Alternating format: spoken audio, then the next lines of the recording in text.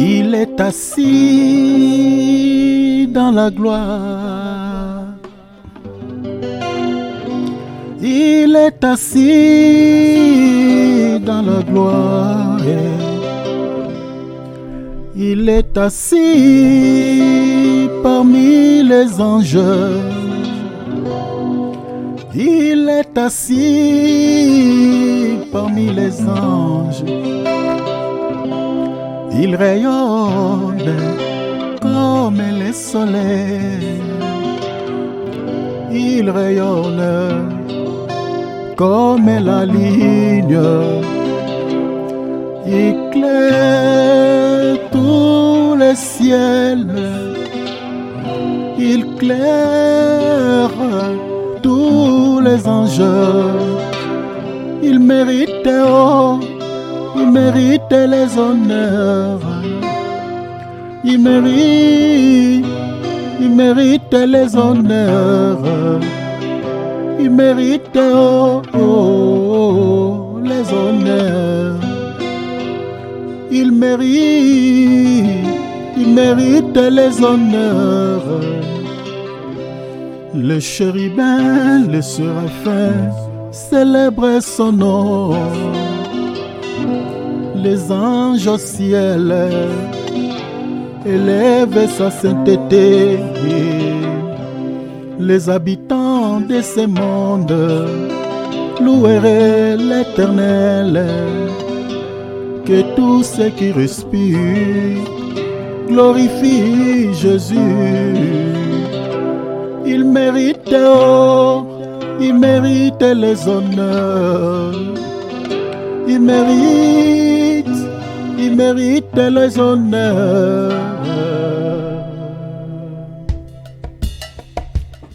Alléluia.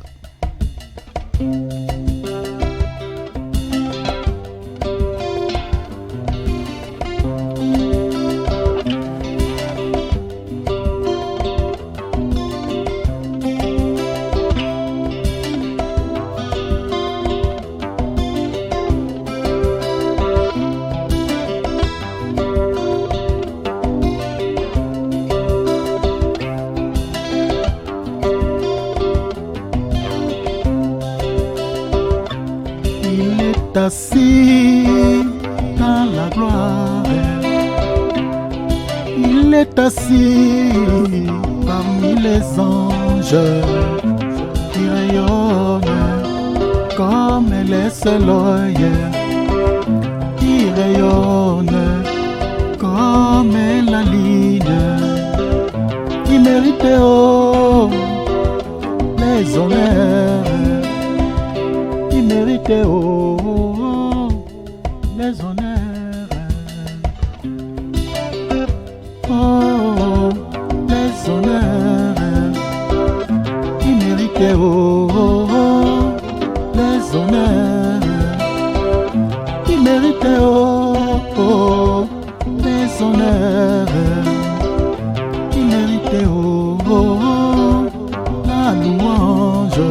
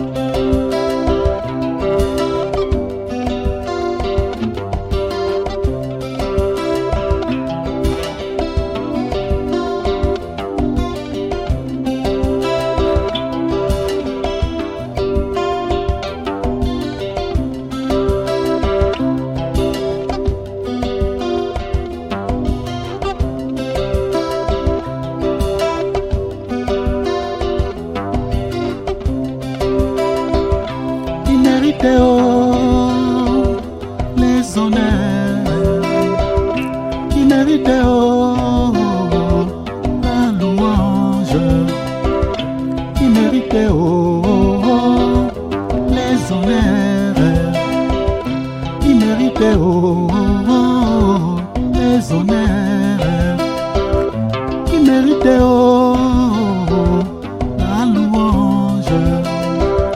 Il mérite oh, la louange. Il mérite oh, les honneurs. Il mérite oh, la louange.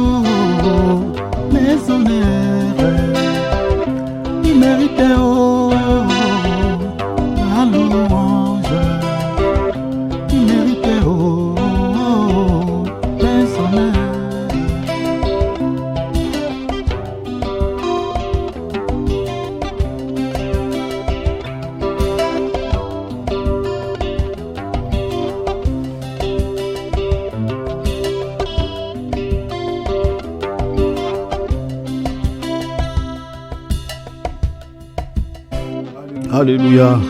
Otelemi ngai nafukami, onetwami na mikitisi, epana yo nena sibomo, ya libela seko na seko, olobi nde nakotosa ye, olakine nakosimba ye, osali nakobomba te o, kumisama Nzambe na mawa ye, natatoli na bomoi na ngai, Yesu nde mokonzi. Natatoli na bomoi na ngai, Yesu nde mokonzi. Haleluya. Ofandi na motema na ngai, na esika ebulisami, bipayo za ngai pe nazali, yanga na yo ekosila te o, moninga oya tango nyonso ye, ngolo na swinde koyeba yo, yo ne osengeli mpo na ngai, Yesu yaya yoza malamu, natatoli na bomoi na ngai, Yesu nde mokonzi. Natatoli na bomoi na ngai, Yesu nde mokonzi. Que ton nom soit béni, Seigneur.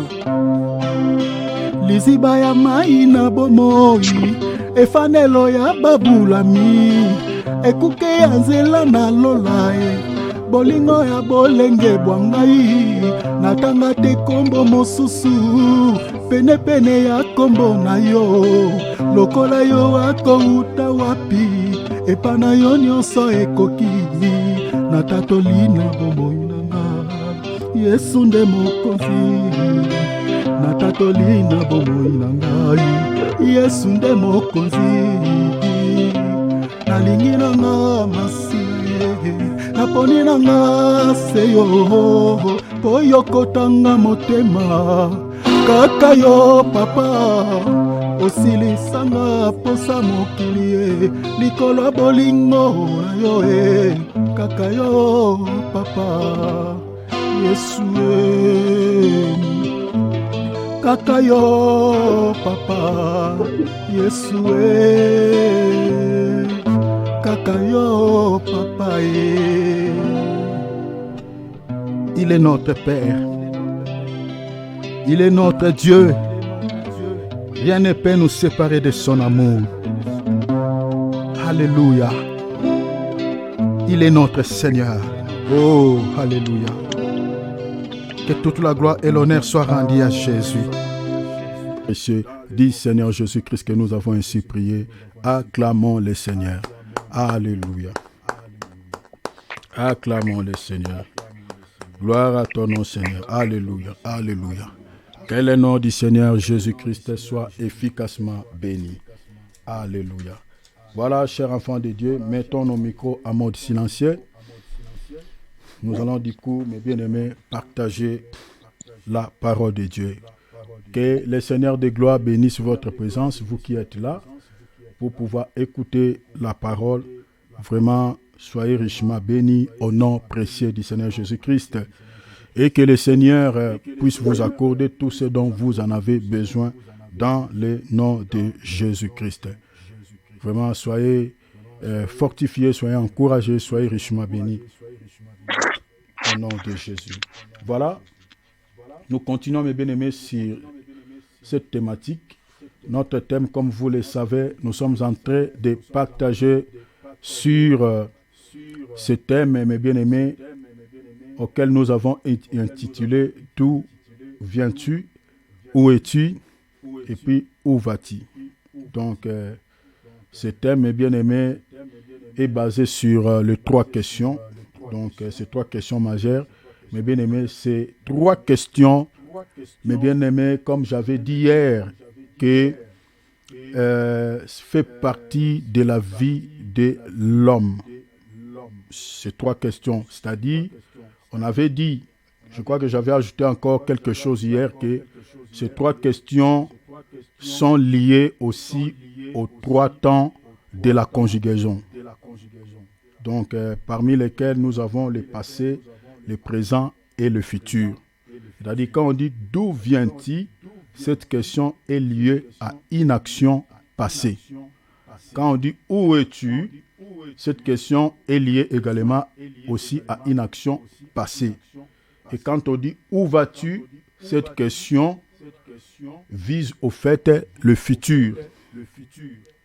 Donc, ces trois questions, mes bien-aimés, sont en relation avec ces trois temps de la conjugaison, c'est-à-dire le passé, le présent et le futur. C'est ça ce que vous devez retenir. Donc, chacun de nous est venu quelque part, chacun de nous se retrouve quelque part, chacun de nous ira aussi quelque part.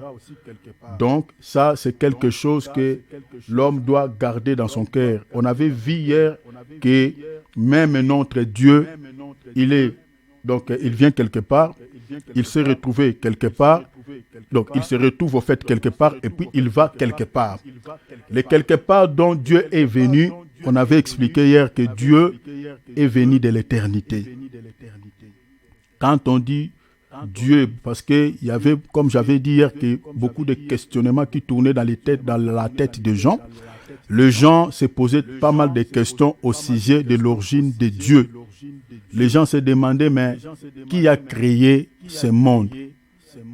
Les gens eux-mêmes donnent la réponse que c'est Dieu. En revanche, ils se posent encore la question, mais si c'est Dieu qui a créé ce monde, alors qui a créé Dieu lui-même tire son origine où? C'est une question qui a troublé pas mal de personnes dans ce monde, parmi lesquelles il y a des philosophes. Donc, des philosophes, les gens comme des Socrate, des Descartes, qui se sont pas mal posé des questions à ce sujet, sur la création de ce monde, sur comment l'homme existe et comment tout ça. Donc, il y a une théorie, comme j'avais dit hier, la loi de Big Bang, donc, qui dit que l'homme est le fruit de l'évolution. C'est-à-dire, il y avait juste un arbre dans les mondes, sur la terre, et cet arbre-là produisait des fruits, et il y avait un fruit qui était tombé. Après, ce fruit-là, et après quelques jours, est devenu à l'état de pétrifaction, et ça produit ce qu'on appelle des asticots. L'asticot-là était devenu un petit singe, chimpanzé, ainsi de suite. Ces chimpanzés-là qui étaient devenus l'être humain. Donc, il y a une théorie très, très bizarre. Et cette théorie que je suis en train de vous dire là, il y a pas mal de gens qui croient à ça. Que l'homme est le fruit de l'évolution, tout ce que je suis en train de vous dire là. Que l'homme est issu d'un singe.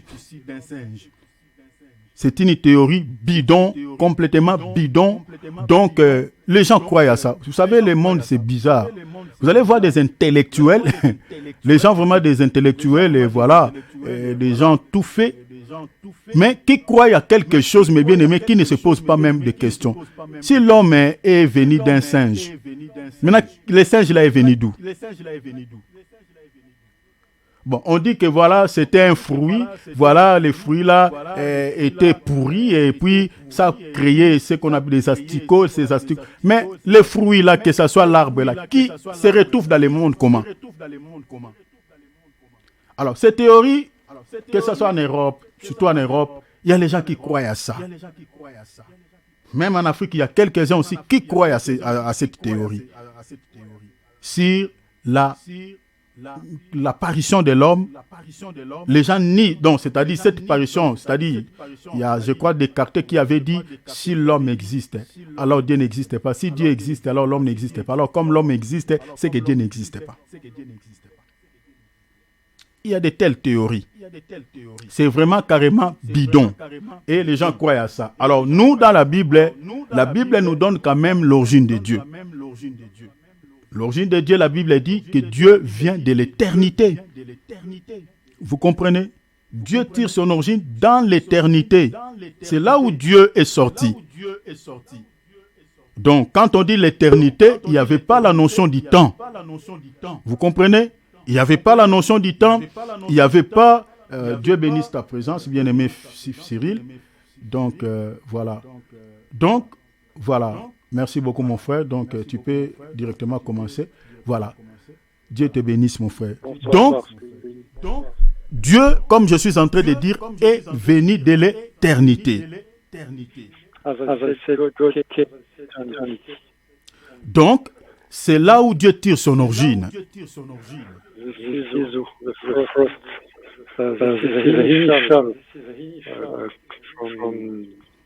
Donc, quand on dit l'éternité, il n'y avait pas la notion du temps, il n'y avait pas la notion d'air, il n'y avait même pas la notion des années, des semaines, les mois, il n'y en avait pas.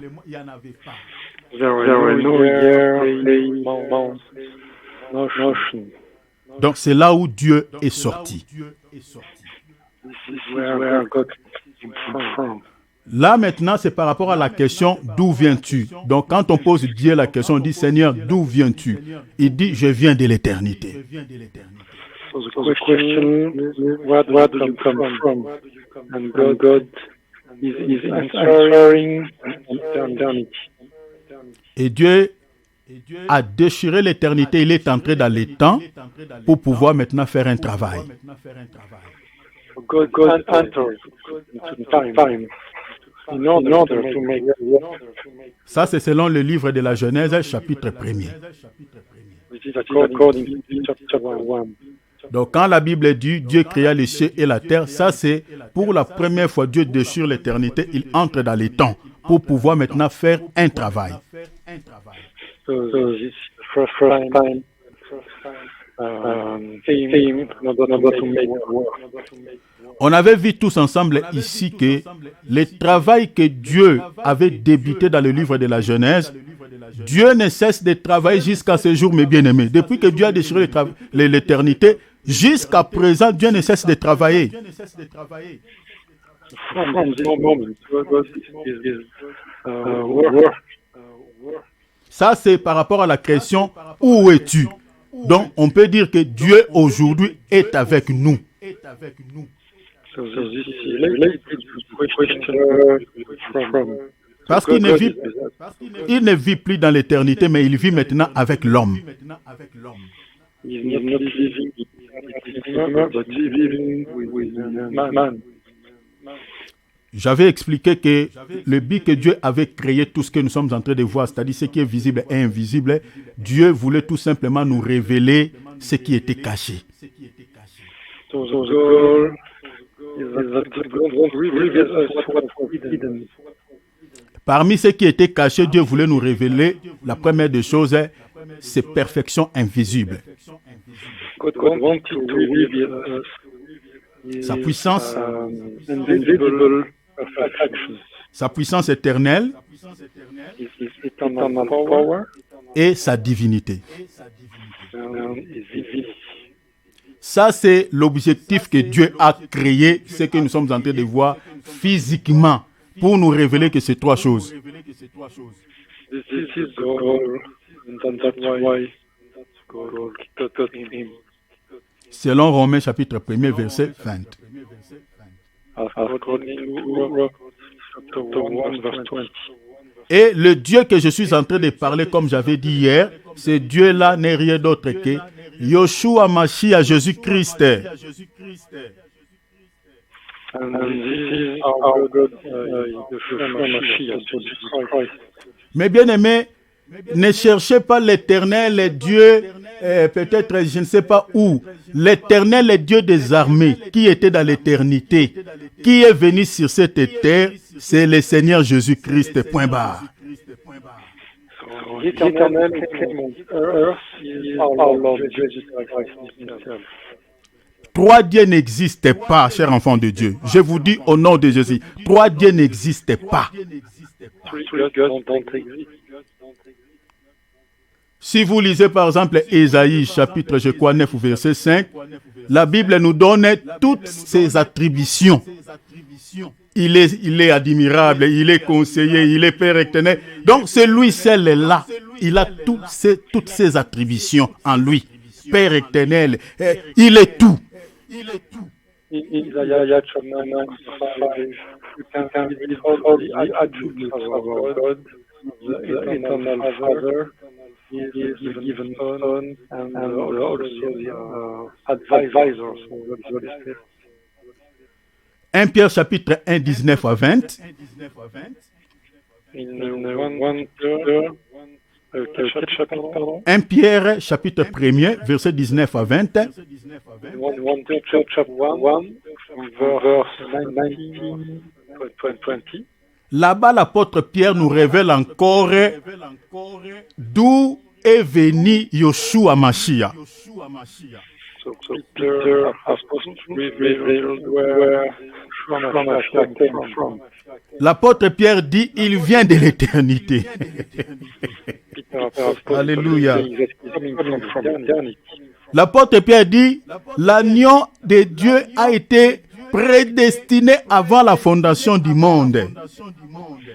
So he said that the Lamb of God has been predefined by our God in eternity. C'est-à-dire, avant que le monde soit fondé, l'agneau existait. Before this world was created, the Lamb of God already existed. Or, avant que le monde soit fondé, donc le temps là, on appelle ça l'éternité. So the time was created before this is what we call eternity. C'est-à-dire, l'agneau a existé en dehors du temps. This means the Lamb existed outside time. Cet agneau-là, ce n'est pas les agneaux que nous regardons dans des bergeries, que les bergers font manger des herbes tout le temps. Ce n'est pas cet agneau-là.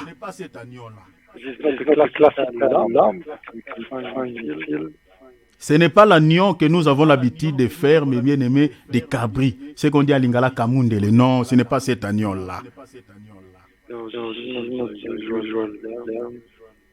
L'agneau dont l'apôtre Pierre parle, c'est l'agneau que Jean-Baptiste a présenté lors de son baptême. The lamb mostly talking about is the one the Baptist present to us.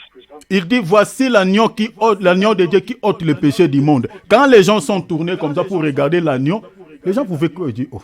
Jean nous parle de l'agneau, ils pensaient qu'il y a un mouton qui est en train de passer, mais les gens quand ils tournent pour regarder, ils voient un homme. So, saying that Jesus is the Lamb of God who will remove the sin from man. Donc l'agneau là, c'est lui qui a été existé avant la fondation du monde. This is the Lamb who exists before the creation of this world. Les corps qu'il avait portés, c'est ça ce qu'on appelle les corps théophaniques. So the body where is the theophanic body. Ce n'est pas la première fois que l'Éternel Dieu des armées porte un corps pour faire un travail. Dans la Bible, Dieu n'a pas n'a pas seulement utilisé les corps humains, il a utilisé même les chairs, je peux dire les chairs au pluriel des animaux.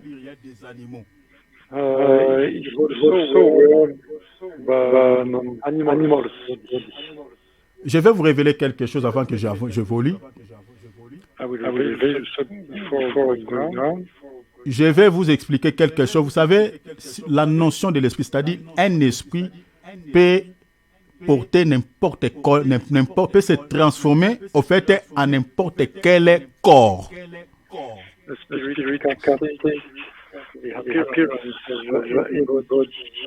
Dans la Bible, Dieu a pris plusieurs formes parce qu'il est esprit.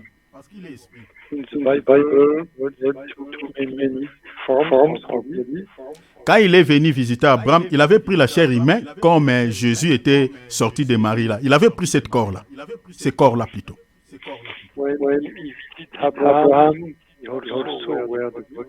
Mais ce n'est pas seulement la chair humaine que Dieu a portée dans la Bible. Dieu a porté aussi la chair, le corps d'un ange.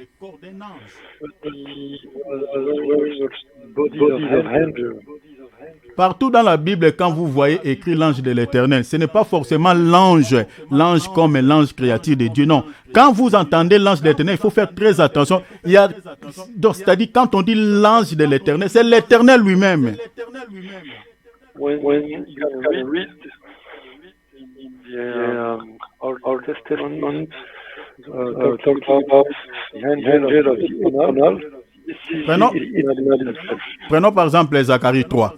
Quand on parle de l'ange de l'Éternel là-bas, ce n'est pas un ange comme ça. Si vous lisez bien les textes, vous allez voir que l'ange de l'Éternel dont on parle là-bas, c'est lui-même l'Éternel.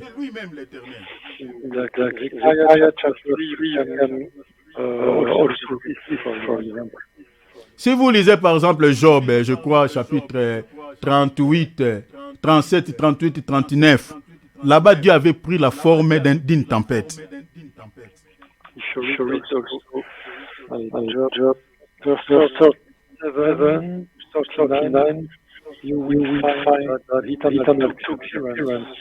Lorsqu'il s'est révélé à Moïse, il avait pris quelle forme? La forme du feu. Moïse a vu un feu sur un arbre et le feu est en train de parler. Le feu.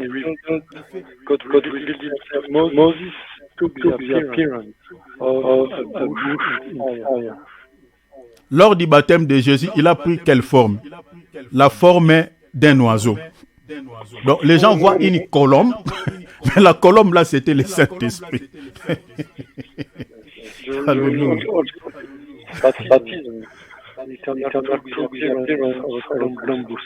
C'est ça ce qu'on appelle la théophanie. Quand Dieu possède un corps, c'est ça ce qu'on appelle théophanie, c'est-à-dire l'esprit porte une chair, porte un corps, se transforme en un corps.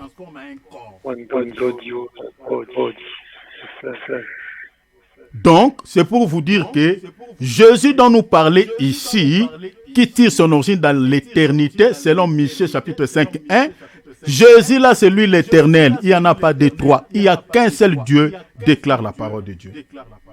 According to chapter 5, verse 1, parents.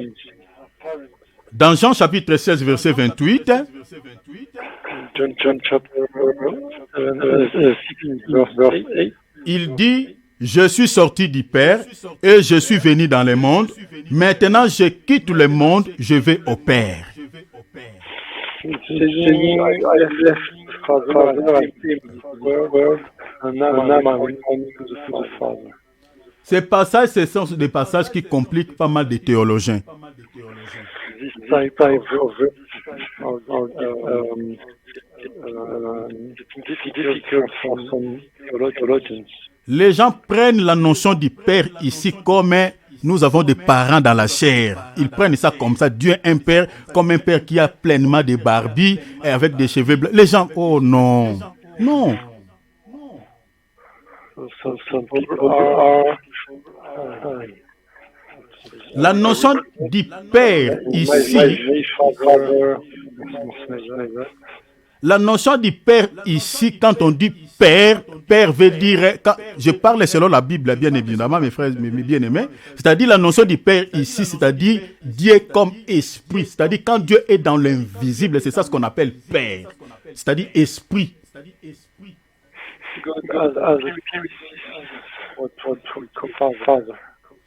Et la notion du Fils, c'est ça ce qu'on appelle maintenant Fils.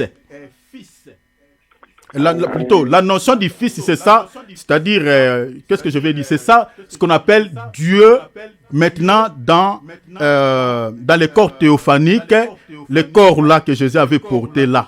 C'est ça la notion du Fils, les corps, c'est par rapport à la chair. C'est ça ce qu'on appelle Fils. and when God is using Christ's body, it's called. Cela veut dire quoi? What does it mean? Quand Dieu est dans l'invisible, c'est ça ce qu'on appelle Père. When God is in the visible, Mais quand Dieu devient visible à l'œil nu comme ça, c'est ça la notion du Fils. and when God is now visible, what we call the Son. C'est par rapport à Colossiens chapitre 1er, verset 15. According to chapter 1, verse 1. Le Fils est l'image du Dieu invisible, c'est ça. Son, image and the C'est-à-dire, le Fils est l'ombre d'une réalité.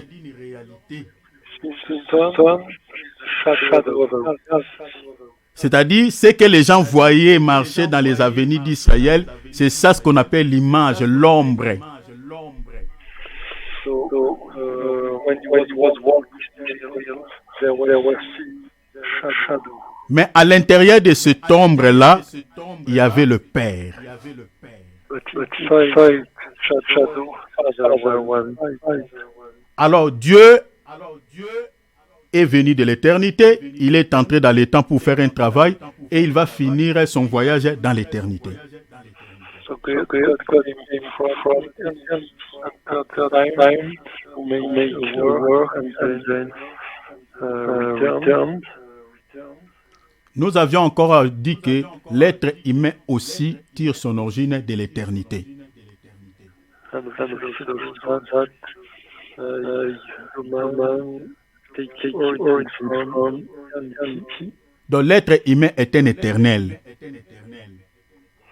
So the human is eternal. Donc c'est-à-dire, en réalité, comme j'avais dit hier, que la mort n'existe pas. God does not Selon Luc chapitre 16, verset 19 à 31. according to chapter 16, from verse La Bible nous parle de la mort de Lazare. 31. La Bible nous parle de la mort de Lazare, que Lazare est mort. Bible is like Lazarus is dead. Mais toujours dans les mêmes versions, on dit il fut transporté dans les seins de Père Abraham. Mais quelqu'un qui est mort, et puis on dit il fut transporté dans les seins de Père Abraham, on le voit là-bas vivant. Mais comment expliquer? And after that, we can read the verse that cite Abraham's home. Donc, le vrai moi, le vrai toi, ce n'est pas ta chair, c'est l'esprit qui est en toi. So the real yourself is the one who is in you. C'est-à-dire, ce que les gens appellent la mort, au fait, ce n'est qu'une séparation de la chair et le vrai toi. So what we are calling separation. Your real yourself and your flesh. C'est-à-dire, quand on est une personne décède et que les gens sont en train de pleurer, la personne là voit tout, il écoute tout, il peut remarquer tout si son âme n'est pas encore récupérée par les anges. Il voit tout, il entend tout, mais sauf que vous ne pouvez plus l'entendre. S'il est en train de vous dire quelque chose, vous ne pouvez pas, il ne pouvait pas peut-être vous dire que non, ne me pleurez pas parce que je ne suis pas mort. Donc, c'est-à-dire, tout ce qu'il peut dire, tous les mouvements qu'il peut faire, il n'est plus en connexion, à contact avec le monde physique.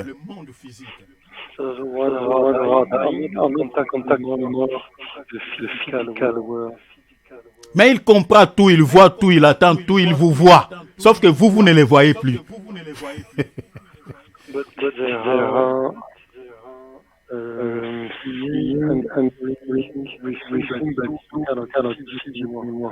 Donc, ce qui dort, c'est ça ce qu'on a la chair, hein? Cette chair, cette viande, c'est ça, ce qui se détache de l'esprit, c'est-à-dire la vraie personne. So the real person getting detached from the flesh. C'est ça ce que la Bible dit. On voit Lazare au sein des pères Abraham. On voit le vrai Lazare au sein des pères Abraham. So what you read Bible, Lazarus. Mais remarquez, j'avais dit hier que nous sommes tous venus, mes bien-aimés, de l'éternité. So I said that all from eternity. Donc, le point de départ de tous les êtres humains de la terre, nous sommes tous ici de l'éternité. Tous, nous sommes ici de l'éternité. Que ce soit païen, chrétien, peu importe, tous, nous tirons nos origines dans l'éternité. Nous venons dans un même lieu. So all of us, our origin are from eternity. Mais maintenant, là, c'est par rapport à la question d'où sommes-nous venus, hein? C'est-à-dire les hommes, les habitants de la terre. D'où sommes-nous venus? Mais maintenant, où sommes-nous maintenant? Nous avons fait un escale quelque part. Et quelque part là, c'est sur la terre. Where did we come from? And now the question is, where are we? We are on the earth. Et nous allons terminer notre voyage à l'éternité.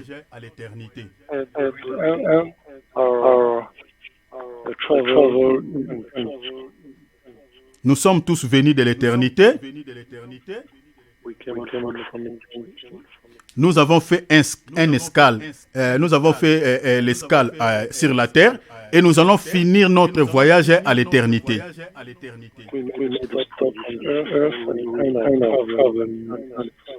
C'est pour cela l'apôtre Pierre dit que nous sommes des étrangers, nous sommes des voyageurs sur la terre.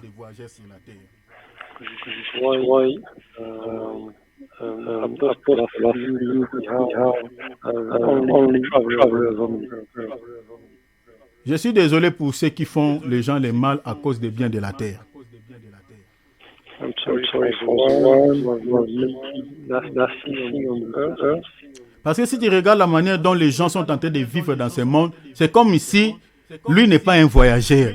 Donc lui, il est venu stationner définitivement sur la terre. Non, tu es un pèlerin, tu vas passer.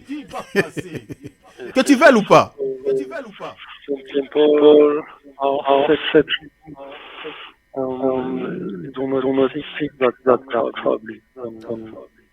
Après le jour des années de ton pèlerinage sur la terre, tu passeras. Tu passeras. Que tu veuilles ou pas, tu passeras. If you want on the wheel, one day, get out from here. Tu es dans la sorcellerie, tu es dans l'occultisme, tu es en train de couler tout le temps le sang, tu es en train de scroquer les gens, tu es en train de faire tellement du mal, mais tu te crois qui? Tu penses quoi dans ta tête? Tu es éternel, tu vas rester dans ce monde, tu es en train d'amasser que de richesses, millionnaires, milliardaires, tout ça. Tu vas aller avec ça où? Tu vas tout laisser, tu es voyageur, tu es un passager.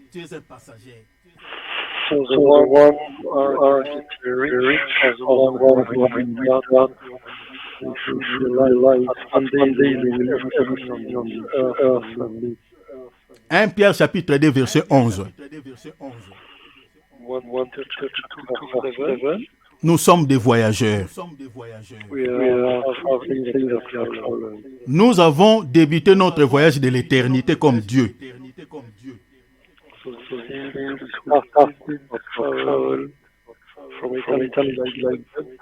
De la même manière, Yoshua avait fait l'escale sur la terre. Nous aussi, nous faisons l'escale sur la terre.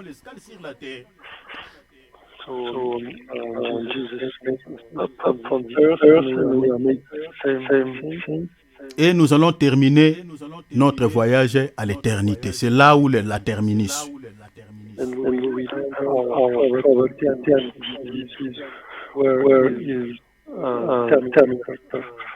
Mais, comme j'avais dit hier, les points de départ, nous venons tous dans les mêmes endroits. Nous avons tous fait l'escale dans les mêmes endroits. Mais maintenant, le point du retour, là où nous sommes en train d'aller vers les terminus, là maintenant, il y a des dimensions, il y a des chemins. L'éternité n'est pas pareille. Là-bas maintenant, il y a des éternités.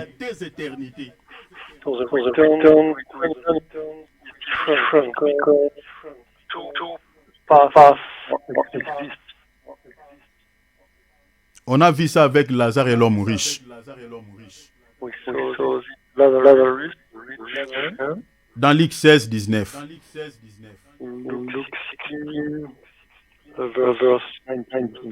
L'homme riche et Lazare, tous deux étaient venus de l'éternité.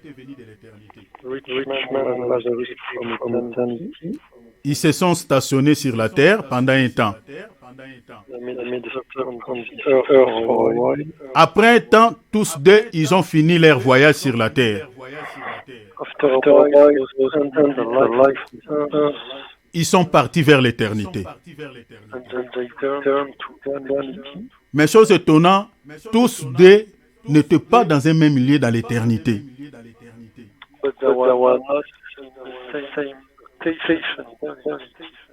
Lazare était dans l'éternité qu'on appelle paradis, ou sein de Père Abraham.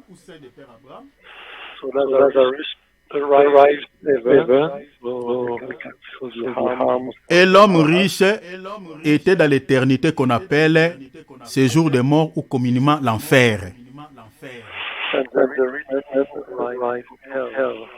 Donc vous voyez que le point de retour pour pouvoir retourner vers l'éternité, ici l'éternité devient maintenant dans deux dimensions, c'est-à-dire il y a l'éternité de paix et l'éternité de tourment.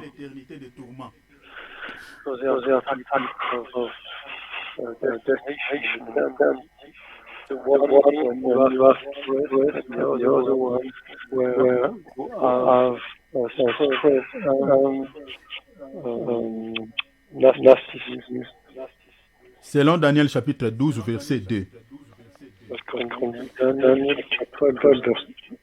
Daniel dit, plusieurs de ceux qui dorment, c'est-à-dire de ceux qui sont morts dans la poussière de la terre, se réveilleront.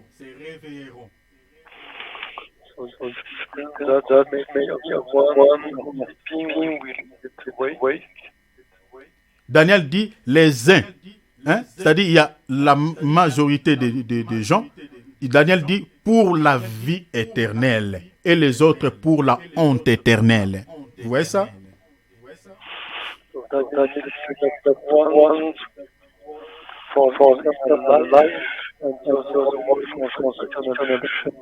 Donc ces passages nous révèlent des éternités. Il y a l'éternité de paix et l'éternité de la honte. L'éternité de la honte, c'est l'enfer.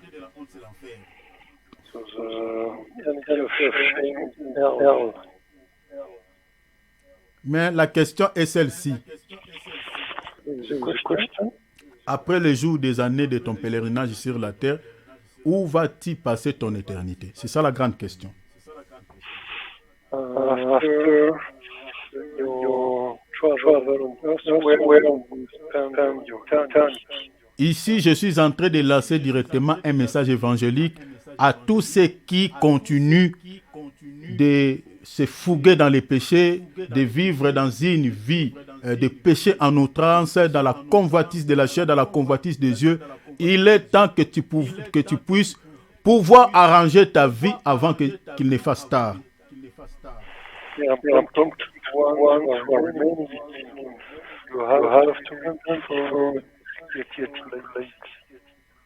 Parce que il y a une éternité que tu dois choisir et il y a une éternité que tu dois éviter.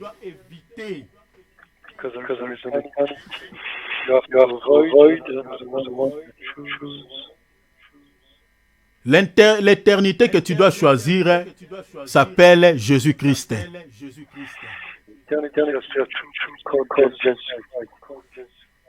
Jean 14, 6. Je suis le chemin et la vie. La vie éternelle, c'est lui.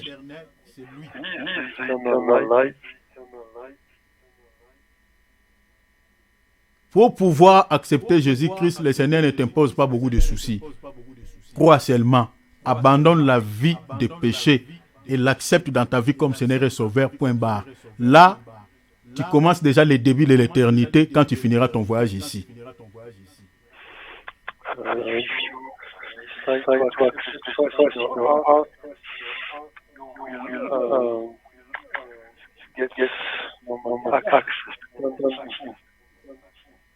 Ça ne sert à rien de continuer de vivre dans le mal parce que tu souffriras trop en enfer. Parce que l'enfer, ce n'est pas 2-3 jours, mais c'est éternellement.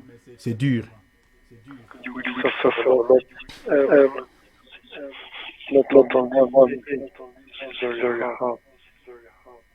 Marcher dans la crainte des noms du Seigneur pour pouvoir vivre là où Lazare était parti.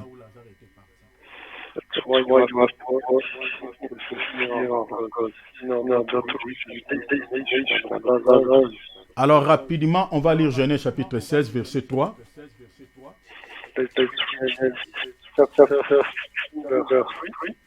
La Bible dit ceci, Genèse, lisez avec moi, prenez vos Bibles. Genèse chapitre 16e, verset 3 à 11. La lecture est un peu longue, mais c'est important. Ce n'est pas trop long, mais un peu. Genèse chapitre 16, verset 3 à 16. Alors Saraï, femme d'Abraham, prit Agar égyptienne, sa servante, et la donna pour femme à Abraham, son mari, après qu'Abraham eut habité 10 années dans le pays de Canaan.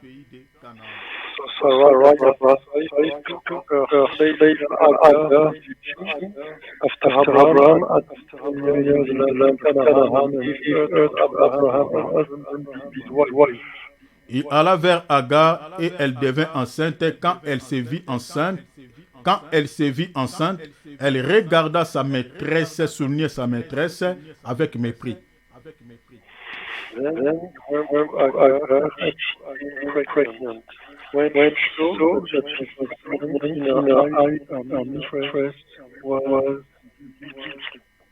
Et Sarai dit à Abraham, l'outrage qui me fait retomber sur toi. J'ai mis ma servante dans ton sein, et quand elle a vu qu'elle était enceinte, elle m'a regardé avec mépris. Que l'Éternel soit juge entre moi et toi.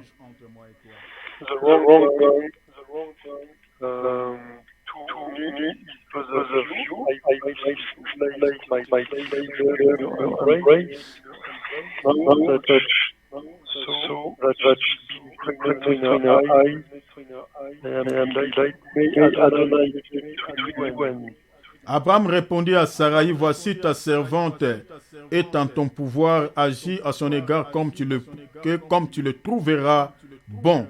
Alors Saraï la maltraita, souligné la maltraita, et Agar s'enfuit, souligné ça, s'enfuit loin d'elle. Abraham said, Sarai looked this girl in your hand to her what is in your eyes. So when you fix her and she fled from her presence. L'ange de l'Éternel la trouva près d'une source d'eau dans les déserts. Soulignez ça, dans les déserts, près de la source qui est sur le chemin sûr. Then the angel of God found her by the spring of water in the wilderness, next to the spring of water. Il dit Agar, servante de Saraï. Regardez là où nous avons tiré notre thème. D'où viens-tu et où vas-tu? Elle répondit, je fuis loin de Saraï, ma maîtresse. Said Agar, right, have you come from, and where are you going? She said, I am fleeing from the presence of my mistress. L'ange de l'Éternel lui dit, retourne vers ta maîtresse. Soulignez ça. Retourne, soulignez, retournez vers ta maîtresse, soulignez la maîtresse, et humilie-toi, soulignez, humilie-toi, sous sa main, soulignez, sous sa main.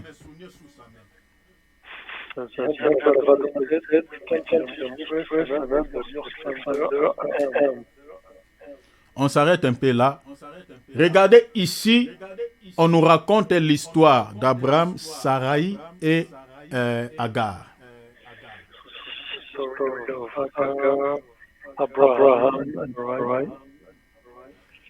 Saraï ne mettait pas au monde.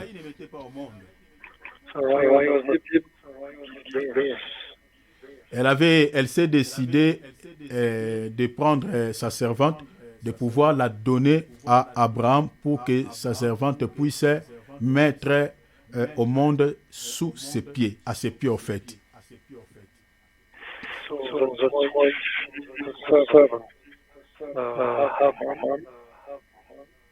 Après quelque temps, lorsque Agar s'est vue qu'elle était tombée enceinte, elle commence à regarder sa maîtresse avec beaucoup de mépris.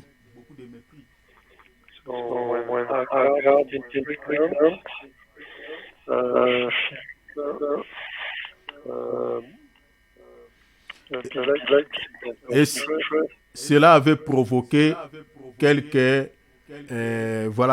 complications, quelques combats entre Abraham et Saraï et Agar et Saraï.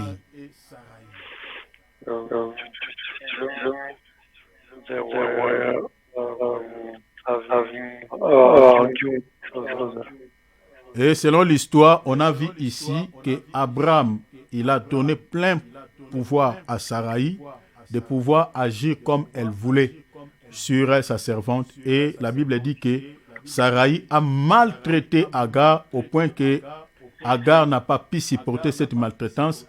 Elle va maintenant fuir loin de Saraï. Elle va aller se retrouver où?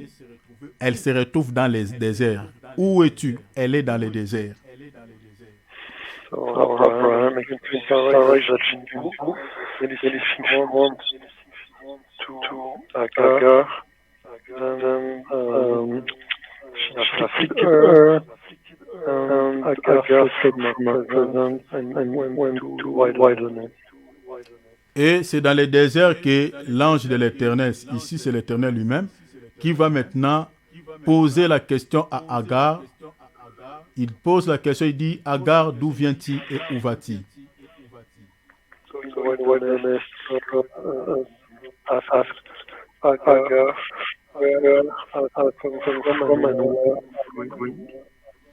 Agar a donné des explications à l'Éternel. Il dit que non, je fuis ma servante, ma maîtresse, qui était en train de me maltraiter. Voilà pourquoi je me retrouve ici dans les déserts.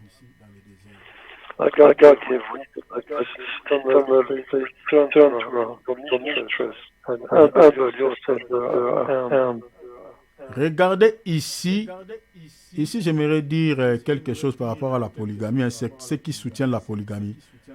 Quand déjà vous mettez les deux femmes ensemble, toutes les familles où les gens vivent dans la polygamie, où il y a deux femmes, où il y a plusieurs femmes, mais bien aimé, il y a toujours des soucis. use an example of polygamy. There are always problems in this type of situation.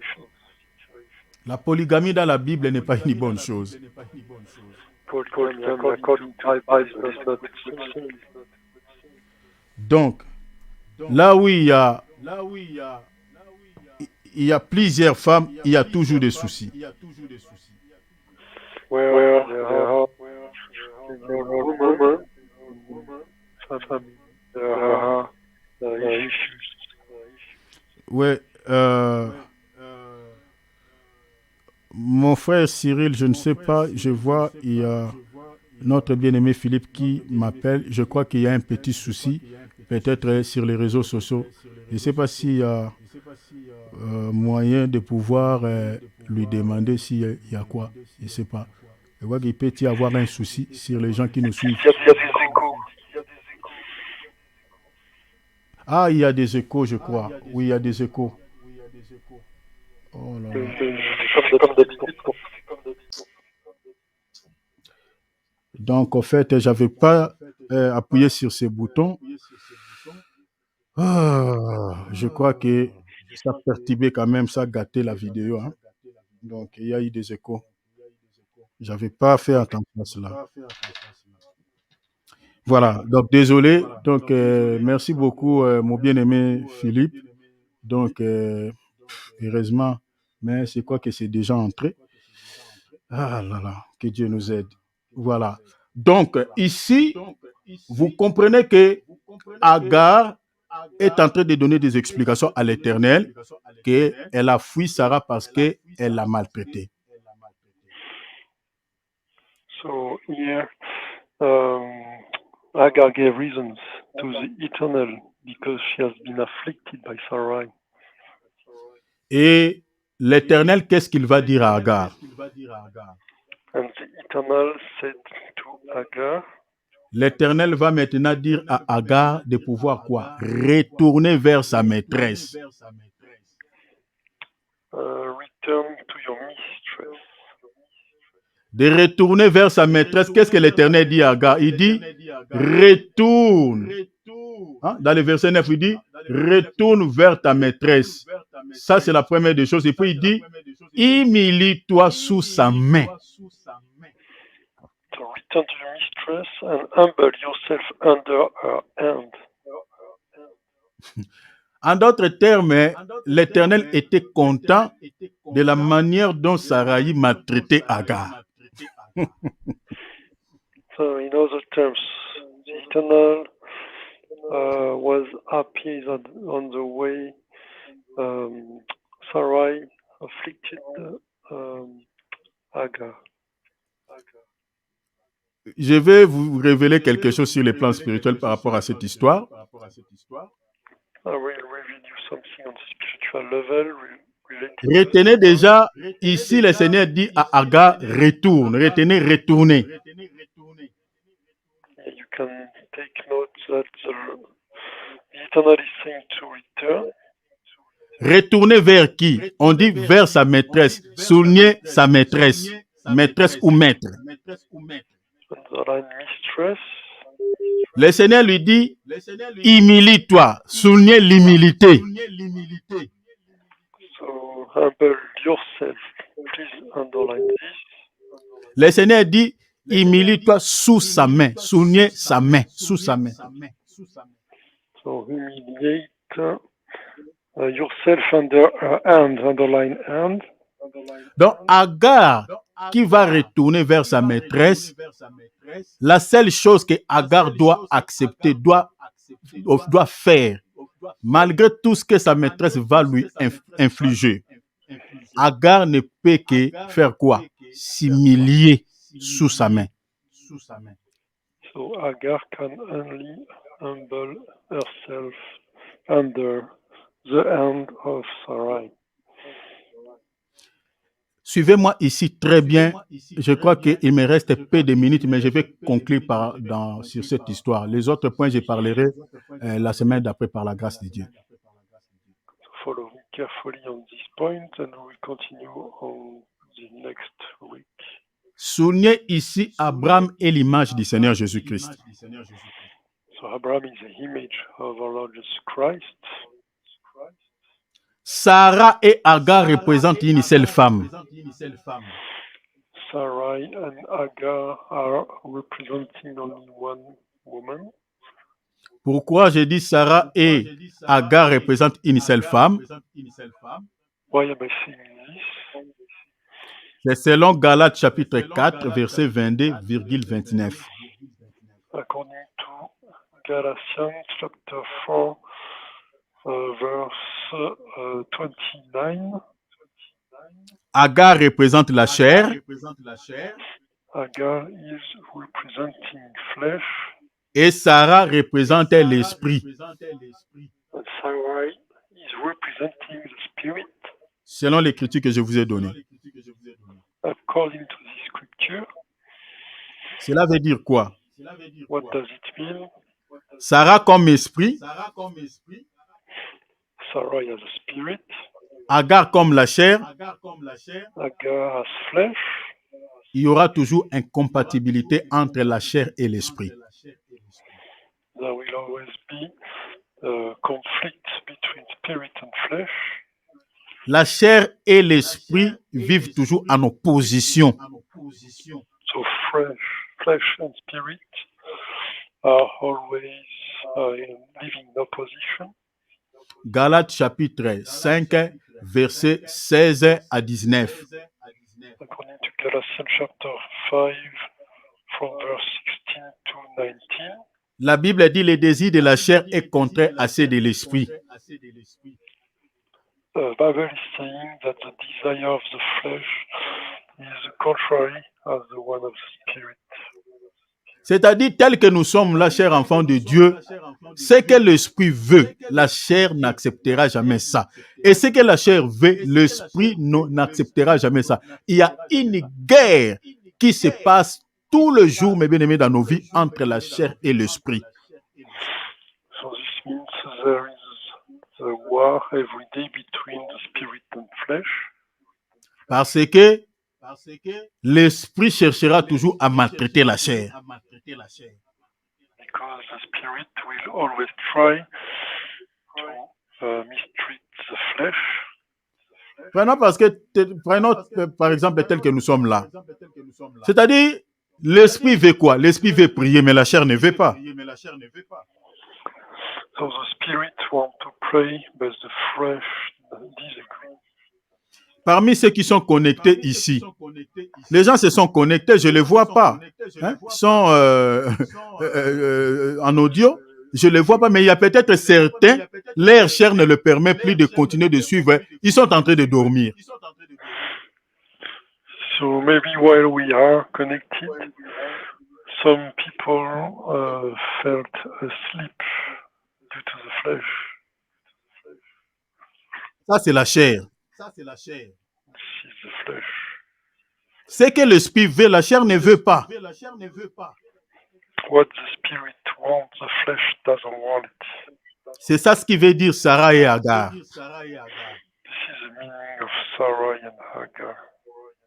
Mais pour que la chair puisse se soumettre à l'esprit, il faut que la chair puisse s'humilier, la chair puisse se rabaisser devant l'esprit.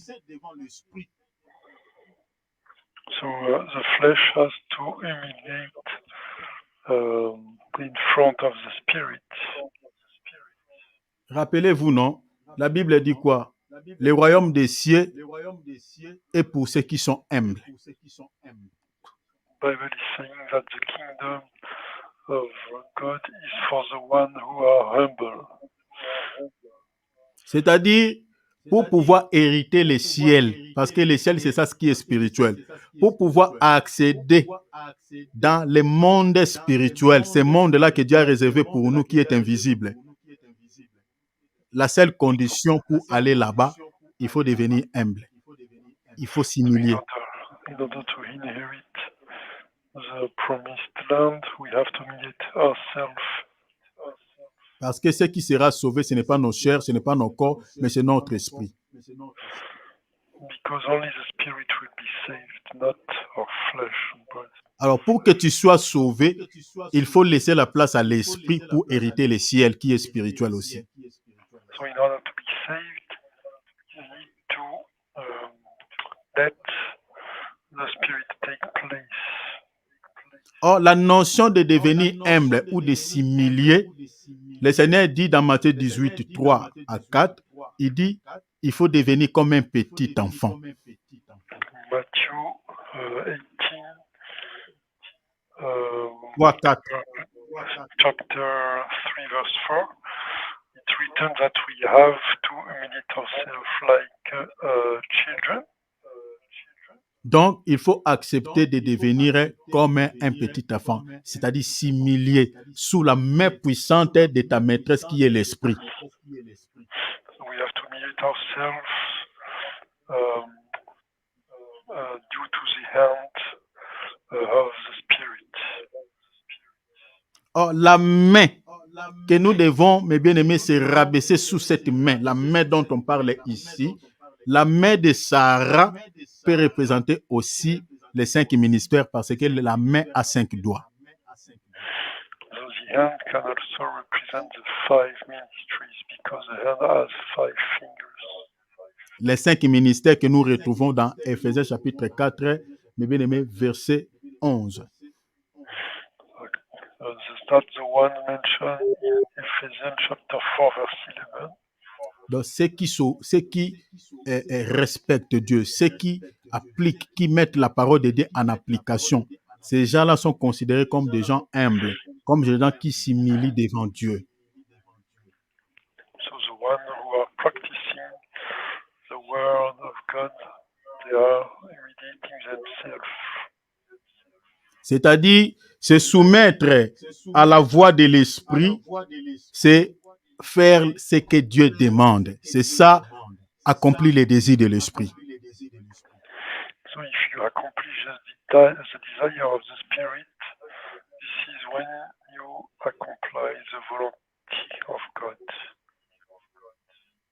Parce que le désir de l'esprit, c'est de faire la volonté de Dieu. Mais le désir de la chair, c'est de faire la volonté du monde. Because the desire of the Spirit is to make God's volunty. And if you listen to your flesh, you will accomplish the desire of this world. Voilà pourquoi dans Genèse ici, on voit Agar va fuir où? Il fuit dans le désert. Or, quand on dit désert, c'est ça le monde. C'est là où il n'y a pas la vie. C'est là où il y a la chasseresse, il n'y a pas la vie, il n'y a pas l'eau. So Agar went to wilderness where there is no life, no food, no drink. Donc, tous ceux qui vivent dans le monde, regardez quand quelqu'un tourne le dos à Dieu. C'est-à-dire, les gens, la personne commence à vivre selon le monde, commence à vivre dans le péché, commence à vivre selon le plaisir du monde. C'est ça, Agar dans le désert. So when somebody rejects God and living the desire of the flesh, it means they are going to the wilderness.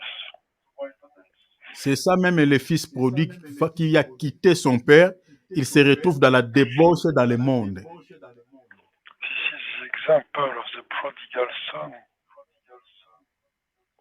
Mais comme il était de Dieu, il était retourné vers son père. As he was from God, he returned back to his father. En fait, ce soir, le Seigneur est en train d'interpeller tout le monde. Tonight, the Lord is speaking to everybody. C'est-à-dire ceux qui ont fui dans le monde, ceux qui sont allés loin de Dieu, qui commencent à vivre selon le goût du monde. C'est ça, Agar dans les déserts. C'est-à-dire ils sont en train de quitter la position de l'esprit, de fuir, au fait, c'est Sarai que j'explique, l'esprit, pour pouvoir aller où? Aller dans la chair. Mais ceux qui sont de Dieu, ce message, c'est ça la voix de l'ange de l'Éternel, est en train d'interpeller tout le monde de pouvoir faire quoi? Retourner vers la maison d'Abraham que j'expliquais dans la présence de Dieu. So, this message is sent to ask the ones who left the house of God and respecting the word of God to repent, to come back to the presence of God. Le ciel n'est pas pour les gens orgueillés qui ont fui Sarai, qui sont allés dans le monde, dans les déserts. Non, le ciel n'est pas pour ces gens-là. Le ciel est pour les gens qui acceptent la maltraitance de Sarai. So the heaven is not for the ones who are too proud and not repenting.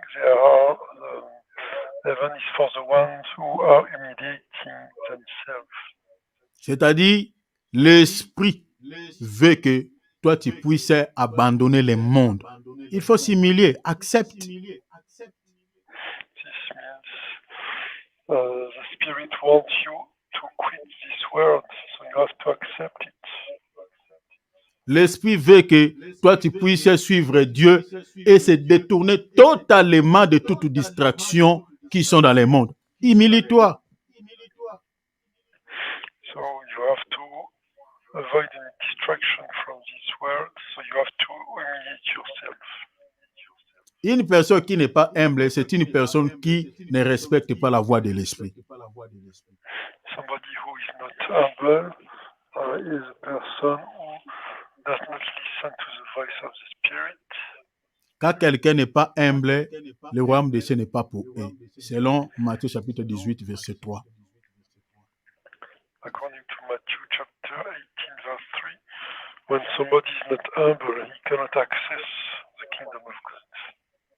Le ciel est pour ceux qui sont humbles, c'est-à-dire ceux qui acceptent d'être maltraités par l'esprit. So the heaven is for the ones who are humble and who are accepting to be mistreated by the Spirit. Il y a des choses que ta chair veut, mais ton esprit, l'esprit ne veut pas. There are things that your flesh wants, but your spirit doesn't want. Donc, il faut s'humilier. You have to humiliate yourself. Le désir de l'esprit, c'est la vie et la paix. The desire of the Spirit is of peace and life. Je vais terminer ici en disant, mes bien-aimés, acceptons de pouvoir s'humilier devant la main puissante de l'Éternel Dieu des armées. So we have to accept, to humiliate ourselves in front of the hand of our eternal Father. Dans ce monde, il n'y a rien de spécial. Il n'y en a rien. Il n'y a rien. In this world, there is nothing special. Ne fuis pas Sarah que j'explique l'esprit pour se réfugier dans les déserts que j'explique le monde. Non.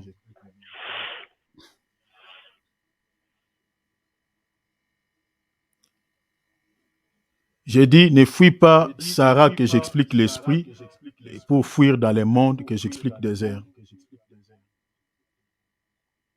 Je crois que mon frère a eu un petit souci. Donc, accepter la voix de l'esprit, accepter d'être maltraité par l'esprit. La maltraitance de l'esprit, c'est-à-dire l'esprit de Dieu veut que nous puissions marcher dans la crainte du nom du Seigneur, de pouvoir refuser tout ce qui est la convoitise des yeux, la convoitise de la chair, l'orgueil de la vie, c'est-à-dire se détourner totalement du monde et de suivre le Seigneur jusqu'au bout. C'est ça le désir de l'esprit. Et quand tu te comportes comme ça, c'est ça ce que la Bible dit. La Bible symbolise comme étant l'humilité, c'est-à-dire c'est quelqu'un qui s'humilie, qui est humble devant Dieu. So you have to accept to humiliate yourself in front of your God. Alors, je m'arrête ici. We stop here. La question est posée, d'où viens-tu, où tu es et où vas-tu? The question is sent, where do you come from, where are you, and where will you go? Si tu te retrouves dans la chair, retourne vers Sarah, c'est-à-dire retourner vide selon l'esprit. If you are in the flesh, return to the life of the Spirit. L'apôtre Paul dit dans Galates 3:3, êtes-vous tellement dépourvus de sens? Galatians chapter 3 verse 3, Paul Apostle is asking, are you without any common sense? Après avoir commencé par l'esprit, vous voulez maintenant finir par la chair. So you started with spirit, but you want to end by the flesh. Ne finis pas ton voyage sur cette terre par la chair, cher enfant de Dieu. Finis ton voyage ici sur la terre, mes bien-aimés, en étant un homme spirituel. So don't end your travel on this earth with flesh work, but end it as spiritual work. Sois fidèle à Dieu, sois soumis à Dieu. So you have to maintain fidelity with God. Les seigneurs de gloire vous bénissent tous abondamment au nom de Jésus-Christ. May our God of glory bless you all in the name of Jesus. Nous allons remercier le Seigneur. Let's say thank you to the Lord. Remercions le Seigneur pour le temps que nous venons de passer ensemble dans sa présence. Let's say thank you for the time we spent with the Lord. Prions au nom de Jésus. Let's pray in the name of Jesus. Ouvrons nos micros, prions. Seigneur, merci pour le temps que nous venons de passer ensemble avec mes bien-aimés. Merci de nous avoir parlé, Père. Nous avons écouté ta voix, nous avons entendu ta voix. Merci, Seigneur, nous sommes très édifiés au travers de ces messages, Seigneur, les messages de ce soir. Seigneur, tu nous as interpellés tous de ne pas pouvoir fuir Sarah, Seigneur, qui est l'image de l'Esprit, mais de rester humble sous sa main puissante, de pouvoir, Seigneur, obéir à la voix de l'Esprit, de pouvoir respecter la voix de l'Esprit. Oh Seigneur, merci de nous avoir interpellés. Nous sommes tous dedans. Nous voulons marcher, Seigneur, selon l'Esprit et non selon la chair. Seigneur, nous ne voulons plus aller dans le désert, Seigneur, là où il n'y a pas la vie, là où il y a la chasseresse, mais nous voulons, Seigneur, rester dans la maison d'Abraham, qui est, Seigneur, la présence de Dieu, qui est aujourd'hui l'image de l'Église invisible, corps de Jésus-Christ. Nous voulons rester comme Habakkuk dans nos postes pour, Seigneur, vivre, Seigneur, ce jour-là, ce grand avènement qui aura lieu, Seigneur, ce jour-là, pour pouvoir récupérer tous les chrétiens